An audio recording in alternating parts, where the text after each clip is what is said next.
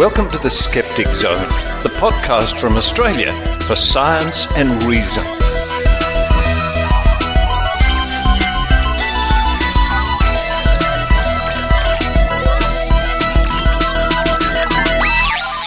Yes, it's the Skeptic Zone podcast, episode number 537 for the 3rd of February, 2019. Richard Saunders here with you from Sydney, Australia, with the cicadas buzzing. Do they buzz? Do they chirp? Out the window, the sun beating down, the humidity climbing, and my head a muddle with jet lag.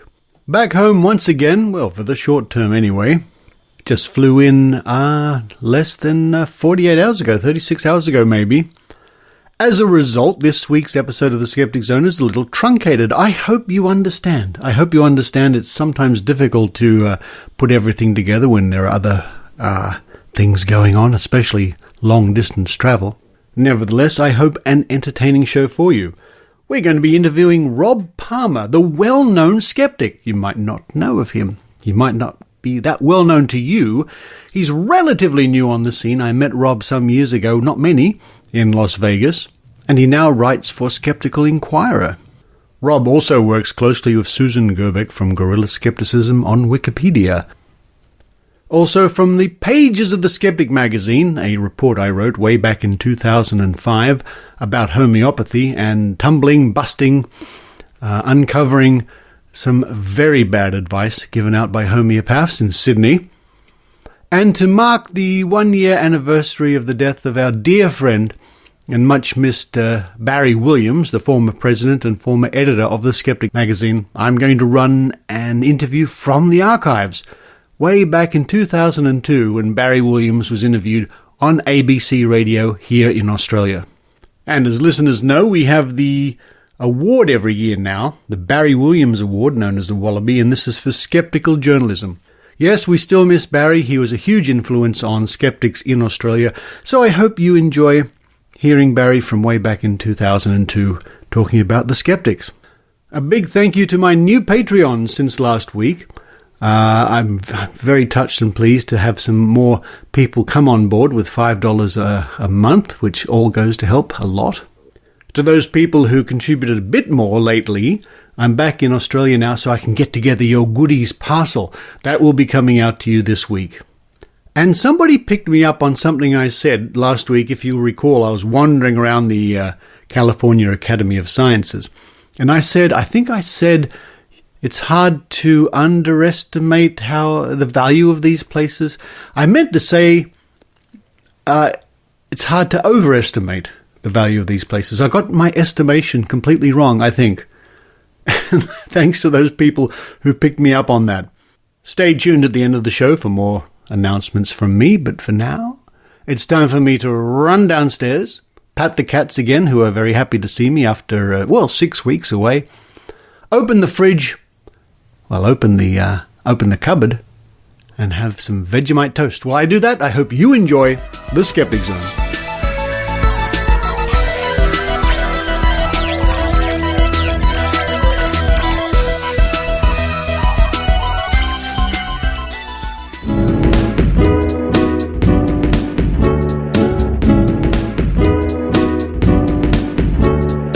And joining me now all the way from New Jersey, it's the well-known skeptic. Well-known? Well, we'll get to that in a minute.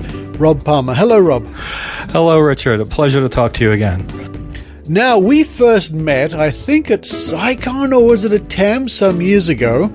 And I think I boldly went up and put a microphone in your face.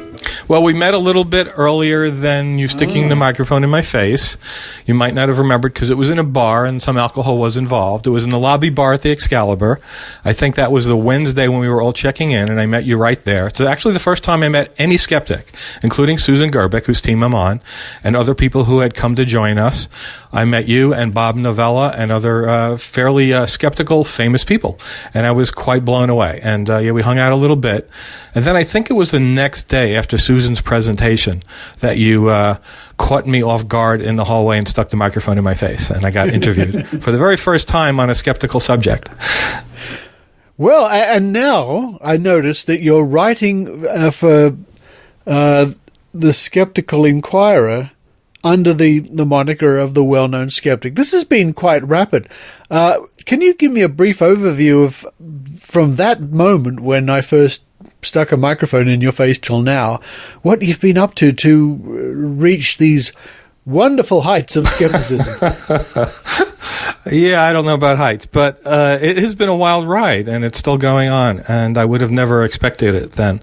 Yeah, actually, just going back a few earlier years, that was 2017, when that SciCon happened that I met you.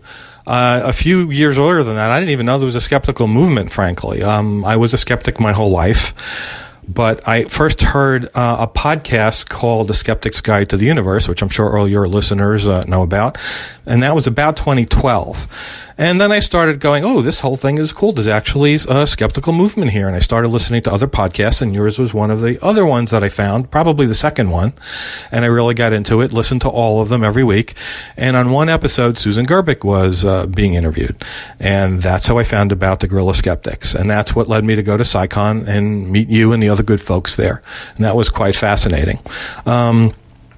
As far as the Well-Known Skeptic thing, I met the novellas there. We actually sat at the same table at a luncheon, and I got to know Jay and Bob and Steve and Evan, and that was really cool. And then I sent in a Who's That Noisy? And Jay loves that segment. And Jay, for some reason, when he introduced the segment, instead of just saying the name of the person, Rob Palmer sent it in, said, and Rob's a well-known skeptic. And I became like, that was a joke to my friends, like, how the hell are you well-known? And really, it was odd, and I didn't understand why Jay said it, but it was the coolest freaking thing. I just couldn't believe it. So, fast forward some months, I'll tell you about that, but when I got the offer to write for Skeptical Inquirer and I needed a column name, how could I not go with that? Yeah, it sounds good to me. Now, Susan Gerbic, of course, plays a big part in your skeptical activities over the last few years. She's a dear friend of the Skeptic Zone, of course. Actually, I had the pleasure of seeing Susan only about 4 weeks ago here in San Francisco. And she and you, I understand, well, you've got some projects, or you help on certain various projects. Yeah, so besides the Guerrilla Skeptics, which of course is my big thing, Susan is known as the grief vampire slayer, I guess I would say. She does psychic stings, and I was involved with one of those, and she's going to be writing an article about that, and you'll learn the details of that shortly.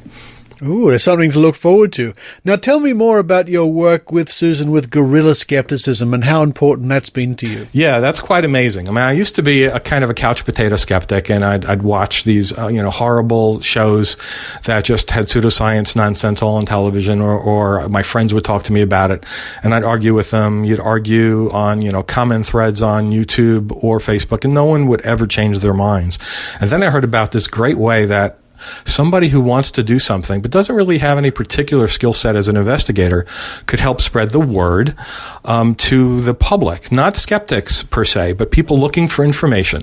So Wikipedia, as Susan preaches, is the number one source of information in the world. It's the fourth largest website that's hit in the English language, only behind, I think it's YouTube and Facebook, that sort of a thing. But it's the only one with actual encyclopedic information. It's an encyclopedia.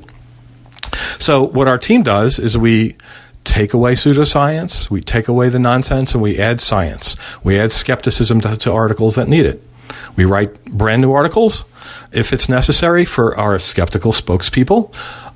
We write it for different concepts, like we write them I think we actually did the SciCon Wikipedia article, that sort of a thing. And we make all sorts of small improvements to many, many articles. And the great thing about this is, anyone can do it from, their laptop. And you make an impact that's quite frankly unbelievable. I've been doing this for a couple of years, and if you look at the page views that I have, the times the pages have been accessed, just the major articles I've written, not little tiny changes I make, because we don't count those, but we do count the big pages. It's astounding that somebody who was sitting on a couch a few years ago with no hope of doing anything, it's like 1 million, just about 1.5 million right now. That's just those 17, 18 articles that I've worked extensively. That's how many people have read them. And right now it's ratcheting up at about 55,000 people every month read those articles. The whole team is something like 38 million so far. It's quite an astounding concept that someone with no real skill set at investigative journalism or anything can do this. Once you're trained by Susan Gerbic and join our team, you can do this and make that kind of an impact. It's astounding, I agree, and it's why I'm happy to promote guerrilla skepticism on Wikipedia, because I know the good that organization's doing. I've seen talks by Susan outlining in detail what good it's doing. So congratulations on that. And Richard, I have to thank you, Richard. My God, dear, of our group, of a little bitty group of 144 people, 10% are Australians. Wow, that's not a coincidence. And hey, I'm in the group because of you. Because I listen to the Skeptic Zone all the way from America. Well, there you go. That's very good to know. But now let's look at the fact that you're writing for Skeptical Inquirer. Did somebody approach you? How did that come about? Yeah, that's one of the most bizarre stories in my lifetime. So Skeptical Inquirer was actually the magazine that turned me into a skeptic. By the way, I spoke at SciCon 2018, just this last year, and that was another event that I would have never anticipated. And what I spoke about was the guerrilla skeptics. It was a very cool chance to be able to do that in front of the whole group of skeptics. But one of the things I mentioned there is that the Skeptical Inquirer magazine is what turned me into a skeptic when I was a young teenager, and now I'm writing for them. I mean, who would have thought that would have happened? I mean, frankly, I'm not a young pup, and that it's still around is quite amazing. But that I got actually a paid job writing for that magazine is quite astounding. So the way it happened is I wrote you. You're involved again here. I wrote you because I heard you guys talking. You were talking to a skeptical activist from Europe. I don't remember the gentleman's name. The topic was the lack of skeptical outreach in the skeptical community. You recall that? Not instantly, not off the top of my head. After 536 episodes, it's hard to recall every interview, but no, this is interesting. Carry on. So I wrote you and said, hey, I know you know about guerrilla skeptics. How did you not interject? Well, one skeptical outreach path is guerrilla skeptics. So we got to the end of your podcast. That didn't come up, and I had to write you about it, basically saying, oh, why didn't you bring that up? And you thought enough about it to read it on the air, and that was fantastic. But I put a lot of time into writing that letter to you because I wanted to get my thoughts, accurately. And once I had done that, I realized this is almost an article here. I maybe put another hour into it, and then I got it published. Not on Skeptical Inquirer directly. There's a local group, which I was already scheduled to do a talk to about guerrilla skeptics, and they said, fantastic, we'll publish it. So this was the Philadelphia Association for Critical Thinking, which I believe you spoke at many years ago. I could have. Yeah, in Philadelphia. For many groups around the country. Yes. They have an archive list, and I think I saw your name on there. It was quite amazing. And so that was one of the first presentations I got to do, and it was because they published my article, which was based on what you read.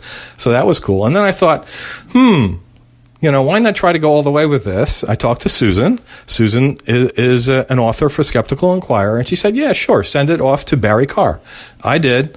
And before I knew it, without any interface back and forth, there it came out on the web. I was astounded. It's a wonderful story, Rob. And folks, I'll link to Rob's page on the show notes for this week's episode, and you can look and you can read Rob's articles as published in Skeptical Inquirer.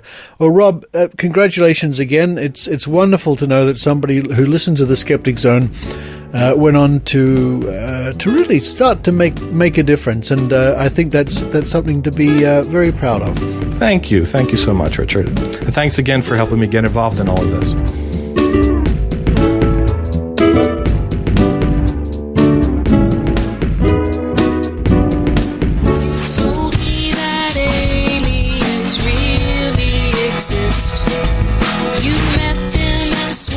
Sziasztok! Всем привет!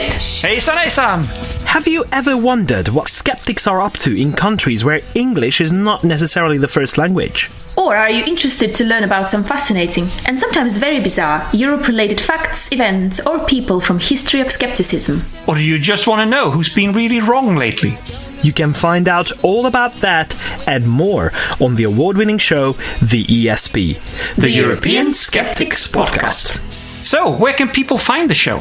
You can find it online at theesp.eu, but you can also follow us on Twitter at espodcast_EU or like us on Facebook. Oh, and you can contact the show by sending an email to info@theesp.eu. If you want to subscribe, do a quick search for the European Skeptics podcast on SoundCloud, iTunes, Stitcher, or wherever you get to your podcast. The European Skeptics podcast. The real ESP experience.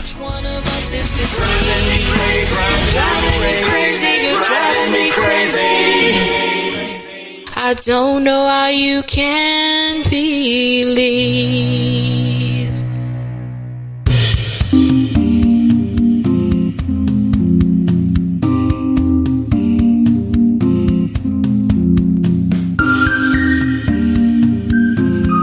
As part of the ongoing series of reports and interviews and reviews from the Skeptic magazine going back over the years. Now, this is the journal from Australian Skeptics.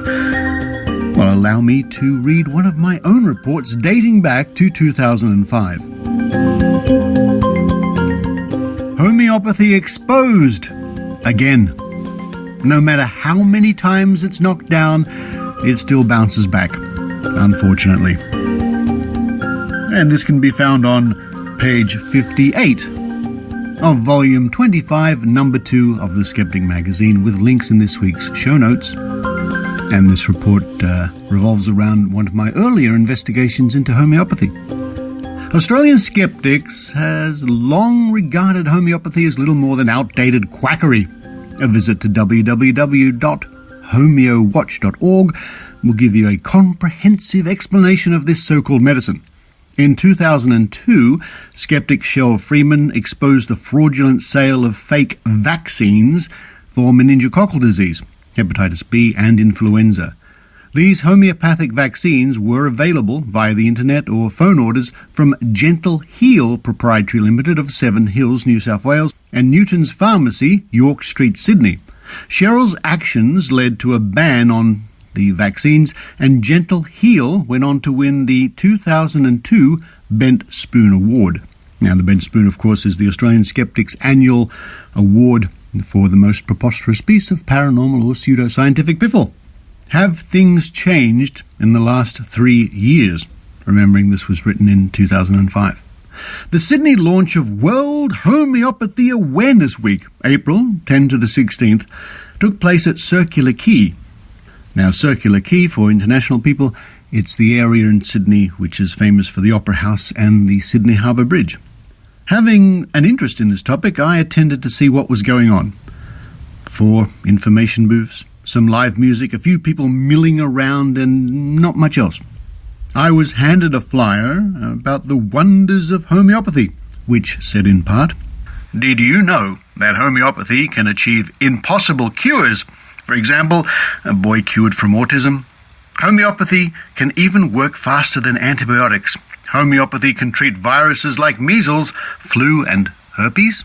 The only real information it contained was that the Australian Homeopathic Association, Inc., AHA, planned to have a booth at the forthcoming Parents, Babies and Children's Expo at Homebush Olympic Park. If these people think that homeopathy can cure autism, which is absurd, what would they be telling parents at this expo? I had my suspicions, which were confirmed later that week when Peter Bowditch and I attended the expo. Peter Bowditch, of course, a long-time skeptic famous for ratbags.com. At the AHA booth, we approached an attendant. "Can you use homeopathy to vaccinate babies against polio, mumps, and other diseases?" "Oh, yes, indeed. Homeopathy can vaccinate your baby against any disease, and it's completely safe." My fears were confirmed. We moved to another attendant. "We've just been told that you can use homeopathy to vaccinate babies. I never knew this." Her reply was instructive. "Well, we have to be careful what we say, you know. But yes, homeopathy is a far better way to vaccinate babies and is much safer than what the government is doing. Those vaccines actually cause diseases." More conversation with the pair reinforced this view, with further warnings about a global conspiracy by pharmaceutical companies against alternative medicine. letting the cat out of the bag. Representatives of the Australian Homeopathic Association, Inc., have publicly stated at the Parents, Babies and Children's Expo that homeopathic vaccines are a valid way to immunise babies and that parents should not use conventional vaccines. This is like saying that parents should take down their pool fence and replace it with a line on the ground drawn with chalk. With the hall full of thousands of visitors milling around over the 3 days of the expo, we can only wonder how many parents were duped by this disgraceful advice from people posing as healthcare experts. Homeopaths were not the only exhibitors to give us cause for concern. Entering the expo, we were confronted with the alarming sight of babies and toddlers undergoing chiropractic adjustments. This stand also had brochures recommending against vaccinations, pointing out a supposed link to cot death. When quizzed, one of the chiropractors said she would recommend homeopathic vaccinations over conventional ones. During our visit, we resisted the temptation to take the homeopaths and chiropractors to task, as this would have not proved productive on the day. It was more important for us to see firsthand what was going on and to give these people enough rope. However, we made sure that representatives of valid medical institutions also exhibiting at the expo were made aware of the actions of their fellow exhibitors. The reps from the Children's Hospital at Westmead were particularly horrified. Also on the way out, Peter and I made our concerns known to the organisers of the expo, who seemed to be disturbed at our findings. I must say that the expo itself, apart from the quackery, was a truly wonderful affair, and I would recommend it to any parent. There were certainly enough reps from valid medical institutions and other companies to make it worthwhile. I have no reason to suppose that the representatives of the Homeopathic Association, both of whom would probably regard themselves as qualified homeopaths, do not believe in the advice they were giving. How else could they possibly defend their actions? I suspect they think there is nothing that cannot be prevented or cured by homeopathy. To them, it is simply the best healthcare system there is, and nothing could convince them otherwise. A real case of being totally closed-minded. Following our exposure of the conduct of the Australian Homeopathic Association, Inc., Australian Skeptics issued a press release, which resulted in a number of interviews on ABC radio stations and a warning to parents.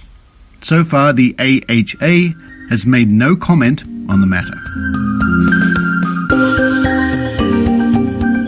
So that report was from 14 years ago, and of course not much has changed really when we think of organisations in Australia like Homeopathy Plus still advocating that homeopathy can cure just about anything, and not so long ago being taken to task in court over their claims about homeopathic vaccines. In the coming weeks, I'll look for some more interesting reports and items and interviews covering the 30 plus, almost 40 years now, of the journal from Australian Skeptics, The Skeptic.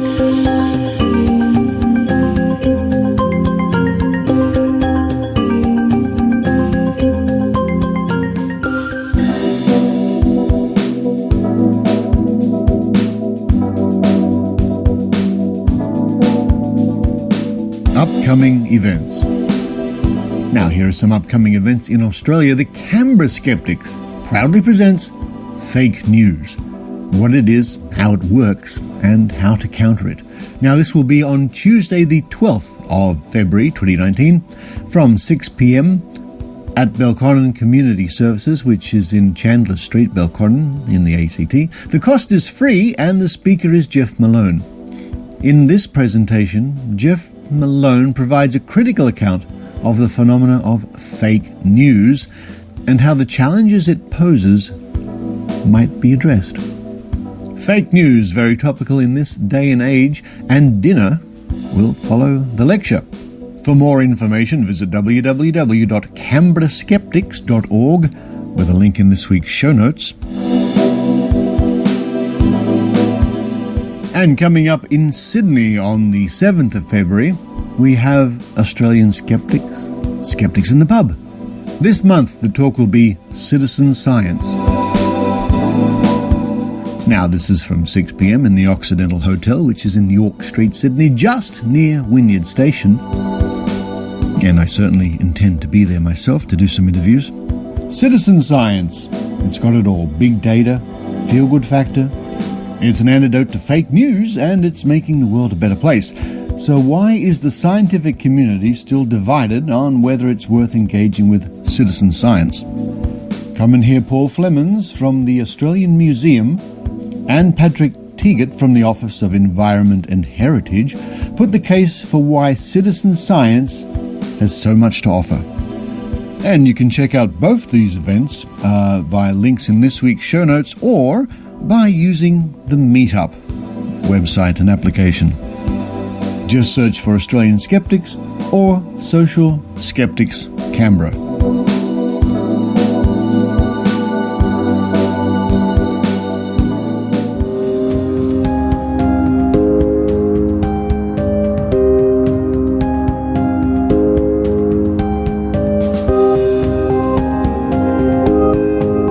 Barry Williams from the Australian Skeptics is speaking here with News Radio Science editor Stuart Gary. The Skeptics, a quarterly journal published by the Skeptic, in which we cover the broad range of things we're interested in, paranormal and pseudo-scientific claims, that sort of stuff. I bet you were real interested a few weeks ago when the latest Wonder Water products came on the market. Oh, yes. In fact, we spoke to some of your colleagues on Media Watch on ABC TV about that and gave them some good information on that one, yeah. Yeah, we deliberately on News Radio Science and Technology, we totally avoided the topic because there was no scientific backing for any of the claims being made, and we sort of figure, why give it publicity? Yeah, well, precisely the correct attitude, actually. I mean, the story got legs that it didn't deserve, and people sold lots and lots of bottles of water, which of dubious effect, I suspect. Does it worry you that the standard of Australian journalism is such that supposedly reputable sections of the media will give stories like that legs? It absolutely appalls me, as a matter of fact. It's one of my great bête noirs, is the lowering standards in our media.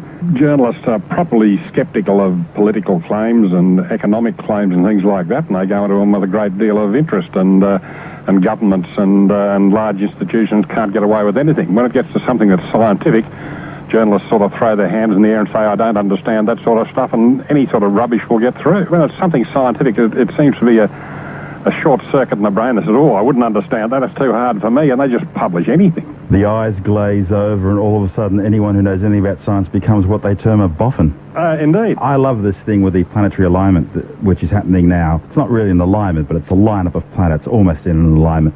And the claims that, all sorts of wonderful things are going to happen this time, considering last time this happened, it was all supposed to be doom and gloom. This time, everyone's going to be really nice to each other. Interesting thing about planetary alignments, actually, I've just finished reading a book called Bad Astronomy, looking into a lot of these sort of claims, and the closest alignment of planets in recorded history was in, I think, 1162, when the planets, most of the planets lined up in about a 10-degree span of the sky. And, of course, nothing really startling happened in 1162, or nothing that I can find out about. And then, of course, there was one in the 1960s where the planets lined up to about 18 degrees. That was supposed to cause doom and catastrophe, and, of course, nothing happened. Then, of course, that was 2 years ago, about this time 2 years ago, in 2000, there was about a 25-degree alignment, so-called, of the planets. And that included the sun, and everyone said, that's it, the world will come to an end, earthquakes, Coming to an end, yeah. There were going to be earthquakes and tidal waves, and the poles were going to switch, and almost anything you can think of. And, of course, absolutely zero happened, as you would expect. It's the same as saying, look, I'm looking out my window, I can see 4 cars. Oh, amazing. What does that mean? It doesn't mean anything. But every time this happens, these same sort of people keep raising their heads, and others keep listening to them. What does that say? Well, again, a lot of it gets back to the fact that most people don't have the faintest idea of anything to do about science. I mean, if you understand even a small bit about astronomy, and astronomy is by far the most popular of the amateur sciences, you would know that there are a number of planets in the solar system, and at any given minute and any given day and any given year, they all have to be somewhere. And they take up all sorts of configurations with each other, as you would expect. And but just because suddenly you can go out at night and you can see a number of them in the sky at once, people start saying, this must be mysterious. Why? Do you watch the X-Files? No, not very. You can't watch that sort of thing? You can't sit down and enjoy it?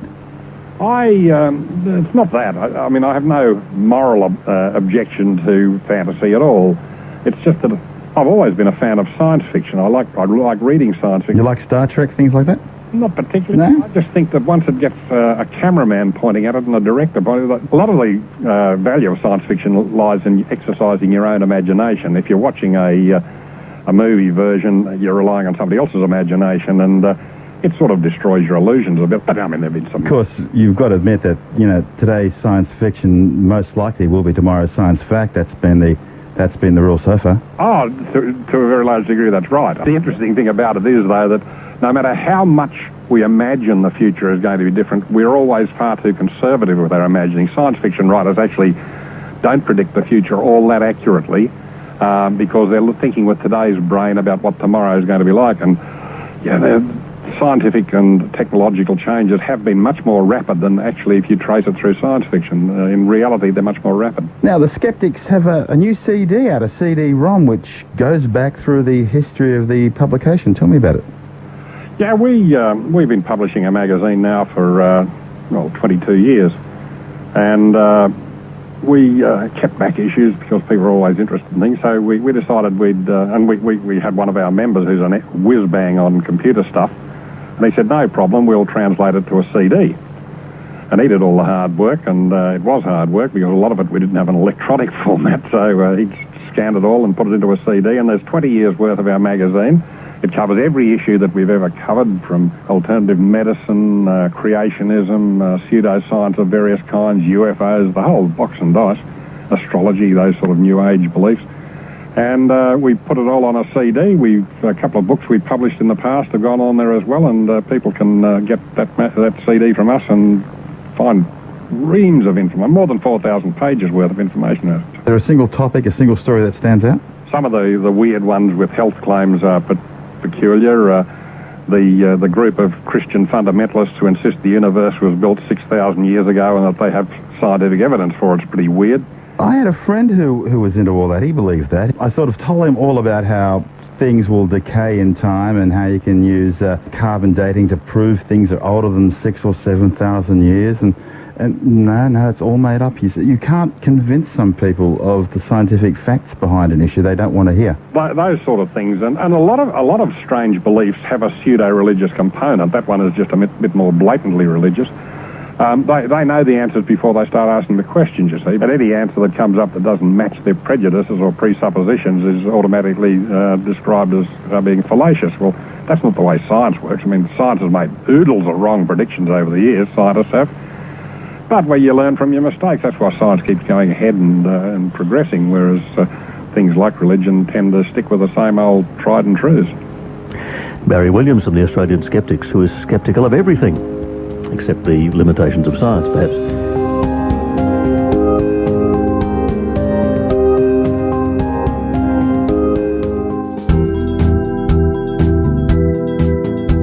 Calling all Skeptic Zone listeners. Do you live in or near Glasgow, or are you planning to visit sometime? Then you're in luck, because the Glasgow Skeptics have got your Monday nights sorted.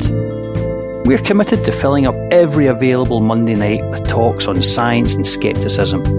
Past speakers include Eugenie Scott, Jerry Coyne, Michael Marshall, Nate Phelps, Tom and Cecil from Cognitive Dissonance, P.Z. Myers, Richard Wiseman, A.C. Grayling, Noah Heath and Eli from The Scathing Atheist, Simon Singh, Rebecca Watson, and a multitude of local academics and skeptics.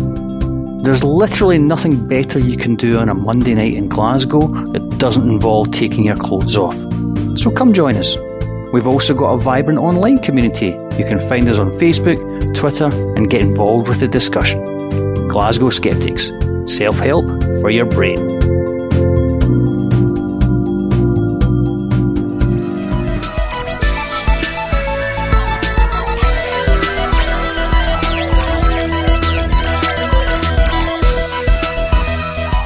Thank you for listening to the Skeptic Zone, and a big shout out to Zach. To Zach, who now likes to tell people what a silly idea ear candling is, because his mother told me. A nice little bit of feedback from people who listen to the Skeptic Zone. Yes, ear candling is very stupid, Zach. I'm looking forward to catching up with friends at Skeptics in the Pub this week in Sydney, as you heard a bit earlier on in the show. Hopefully Maynard will be there, and we'll be running around doing interviews. And a big thank you to Trish Han, who last month at Skeptics in the Pub stood in for Maynard and I and did some interviews of her own. Trish, look out. Now I know how good you are at interviewing. Don't be surprised if I ask you to do some more. Thank you very much to my good friend Lara Benham, who you hear occasionally on the Skeptic Zone, who looked after all my recording gear while I was away. All bar a little bit of gear I use on the road, but all my good microphones she looked after. Thank you, Lara. And while I'm in the thanking mood, a big thank you to my dear friend Dr. Eugenie Scott in Berkeley, who was so kind to me while I was visiting the area. But for this week, this is Richard Saunders signing off from hot and muggy Sydney, Australia. You've been listening to the Skeptic Zone podcast. Please visit our website at www.skepticzone.tv for show notes, contacts, and to access the back catalogue of episodes going back to 2008. You can follow the Skeptic Zone podcast on Twitter at Skeptic Zone, visit our Facebook page, or leave a review on iTunes. You can also support the Skeptic Zone via Patreon or PayPal. The Skeptic Zone podcast is an independent production. The views and opinions expressed on the Skeptic Zone are not necessarily those of Australian Skeptics or any other skeptical organisation.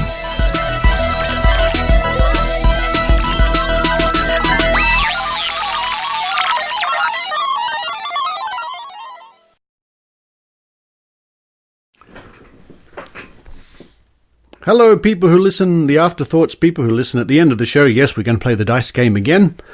In fact, let me look in the cupboard behind me. Let me see.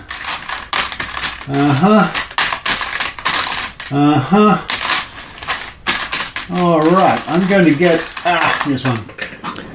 I'll get the classic 6-sided die this week instead of the 10-sided die, and I have one here which was a souvenir from the South Point Casino from the days of Tam. How about that? It's a red, sort of semi-transparent die with a serial number 1992, if you're interested. Las Vegas, Nevada. Okay, so 6-sided. Here we go. Use your mystical predicting power and see if you can predict the number to be shown on the top side of the die. Here we go. Throwing now. 3. First number is 3. Let's try it again. Here we go. 6. And the last number fell off the table. Always does that. Last number, 5. This week's numbers are 3, 6, and 5.